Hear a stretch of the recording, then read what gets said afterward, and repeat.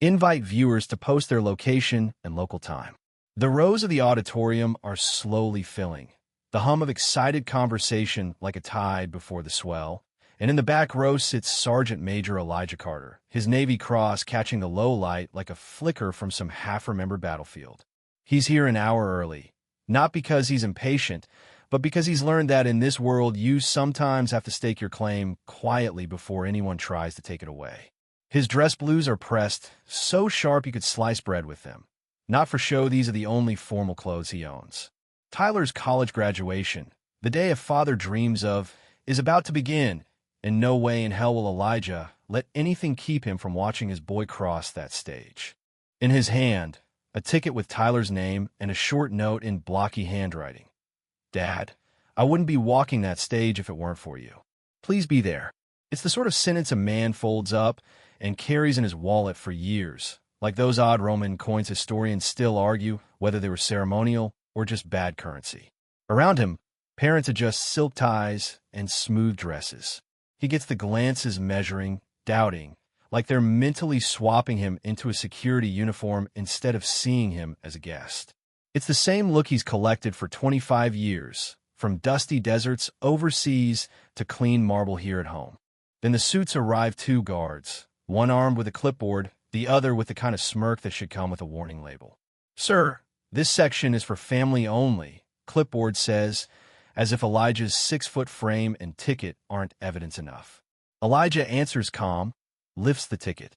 The guard narrows his eyes like a kid, trying to see the hidden picture in one of those old Magic Eye posters. We need to re-verify this with our guest list. Please step outside. The second man gestures to the back doors.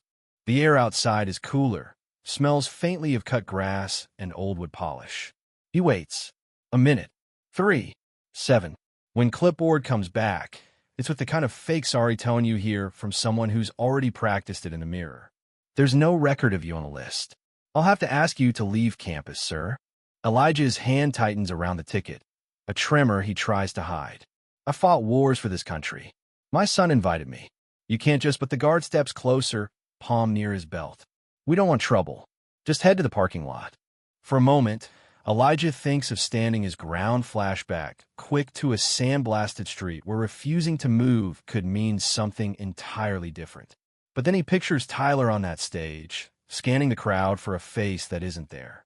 Shoulders squared, head high, he turns toward the lot, each step heavier than the last, as if he's carrying all the unspoken battles of dignity he's ever had to fight.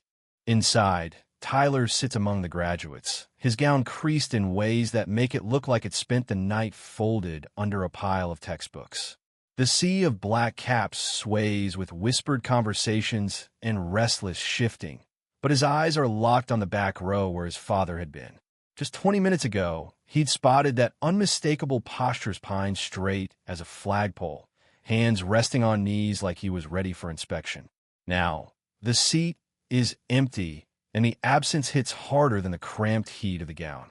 He texts quickly, "Where are you?" Watches the phone. No reply. 10-minute stretch like hours. Beside him, Mateo Alvarez catches the look. Mateo, who's been his best friend since middle school and is now, on paper and in posture, a Navy SEAL. He leans over. "What's wrong?" Tyler shows him the screen. Mateo's eyes flick to the empty seat, then narrow in a way that makes him look like he's about to plan a beach landing. The SEAL behind them, big guy named Jenkins with a grin that could scare small animals, catches the exchange. "Your dad's Sergeant Major Elijah Carter, right?" Tyler nods. The moment's electric, like one of those weird chain reactions in physics where a single marble knocks over the whole row of dominoes. The 6 of them, Mateo, Jenkins, and 4 others whose names sound like chapters in a Tom Clancy novel, rise in unison. Nobody stops them. Nobody ever stops SEALs who walk like that. Out in the hallway, Elijah's halfway to the parking lot, the sound of distant applause leaking through the walls. Then a voice, sharp but respectful. "Sergeant Major Carter." He turns. The 6 young men are walking toward him in full dress whites. The contrast, so striking it could be a recruiting poster. Mateo stops in front, snaps to attention. "Sir, did someone just ask you to leave?" Elijah hesitates. "Yes, said I wasn't on the list." Jenkins looks like he's about to pop a blood vessel. You're a decorated Marine, and your son's in there walking that stage without you. Mateo doesn't wait for more. Follow us.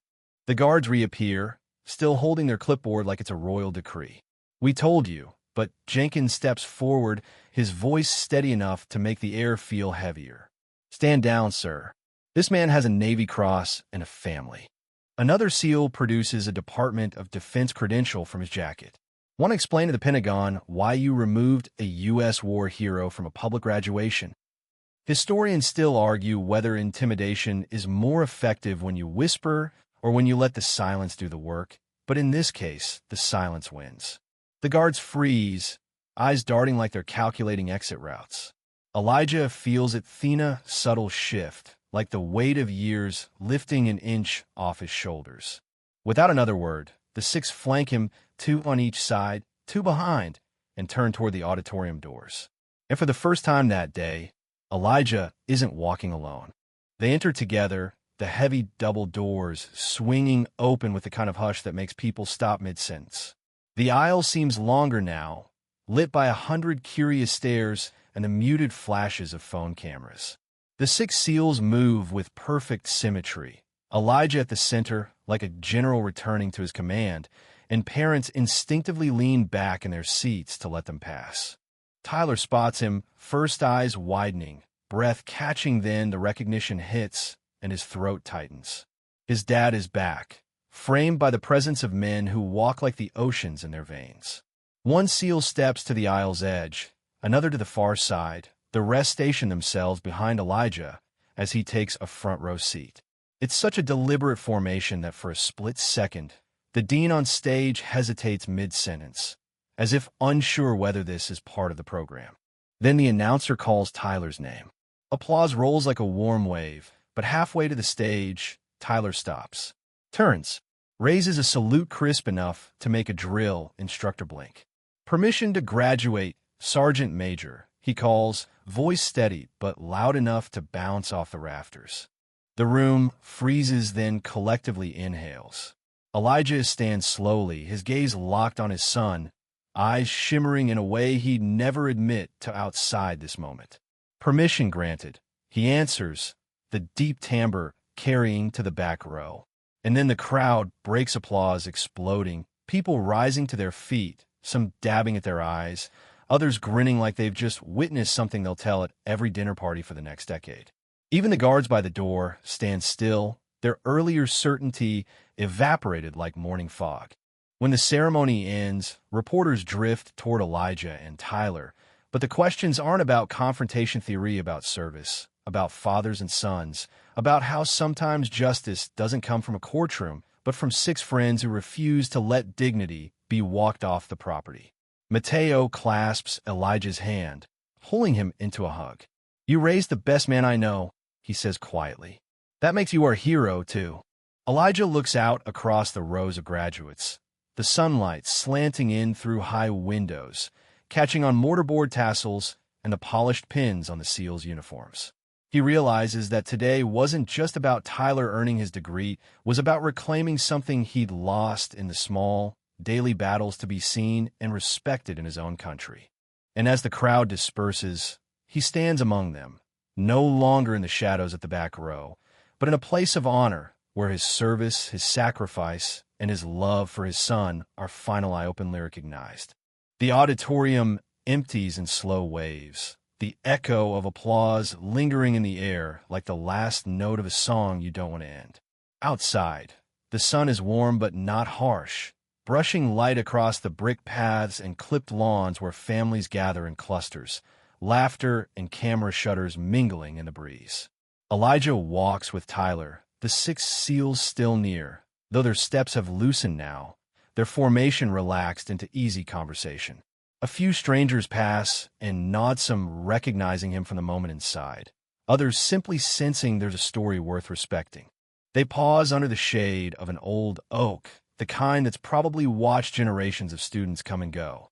Tyler holds his diploma like it's both a shield and a beacon, and Elijah studies him quietly, memorizing this version of his son, the man he's become. The tension from earlier has melted, replaced by a calm that settles deep, like the steady rhythm of waves on a night shore. Some moments, Elijah thinks, are louder in silence. This is one of them. No speeches, no flashbulbs, just the weight of a day that could have ended in absence, but instead became a testament to presence. In the distance, a bell chimes the hour. People keep moving, life keeps unfolding, but for this small circle, time feels unhurried, almost gracious. When they finally part from the seals, it's with handshakes that linger and promises kept without needing to be spoken. Elijah watches them go, then turns back to Tyler, the pride in his chest quiet but unshakable.